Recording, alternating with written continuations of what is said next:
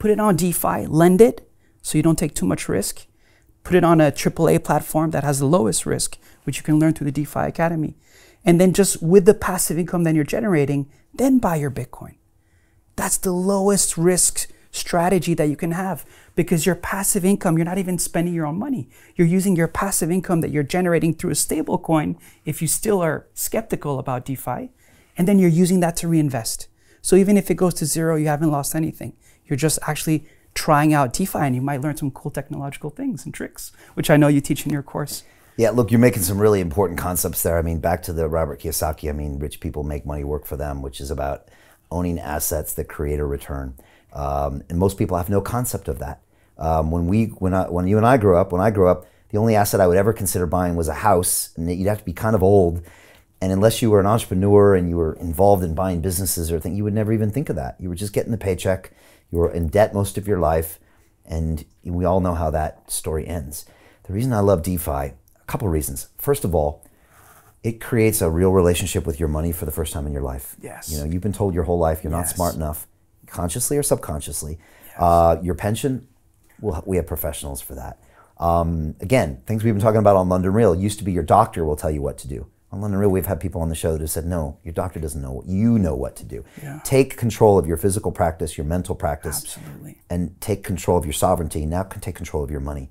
And most people don't realize that their bank is involved in pretty much every minute of their life. It's taking a piece out, you know, from the rent to the car payment to the credit card to the this to the that. There's a financial institution in there taking a chunk, and you don't even know it's happening.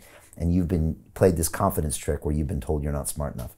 So I love DeFi for a bunch of reasons. First of all, it gets you a real relationship with your money where you can feel it and you can know what it is and you have ownership. Which changes the game.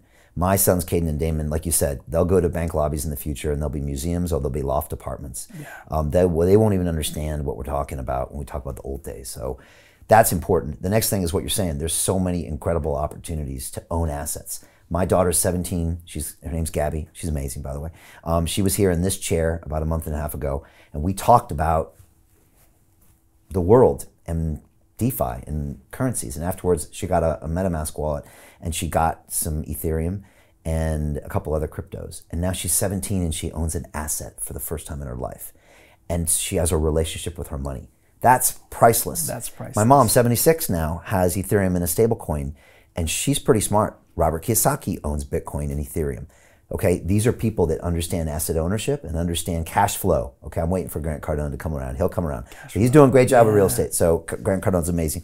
But asset ownership, cash flow, and again, you can do some amazing things with DeFi, and you can be part of this incredible infrastructure that is the fastest adoption of technology in human history, and will be probably forever.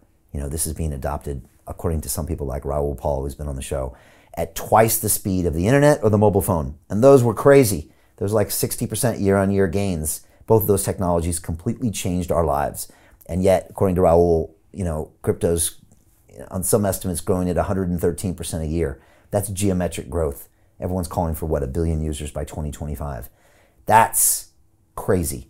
So if you're even listening to us right now, you're in a special place to be part of this ecosystem. Special. So I'm telling everybody now, it's not too late.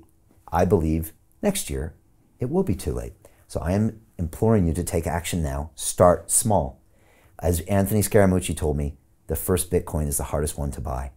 Meaning, it's very hard to push yourself and get your head around involved in this thing. But once you buy one, you want to buy 10 or 100. And so, because you see the power. So I'm asking everybody, take $50. Like you said, put it in a stable coin. What's your option? You get, what, 0.25% in your bank. Why not get 8% on one of these DeFi platforms, right? So that's the perfect starting point. And so you lose it, great. That's what you spend at the bar in like an hour on Friday night, right? So that's a round of tequila shots in Vegas. So just do that. And then now see some of the incredible opportunities. Not to mention the fact these assets are growing. And if you look at any of the technology plays for the last few years, you know, it's no surprise to you and me that Bitcoin's at an all-time high today of 67,000. Every single guest I've had on the show are predicting a 10x growth in that in the next 5 years.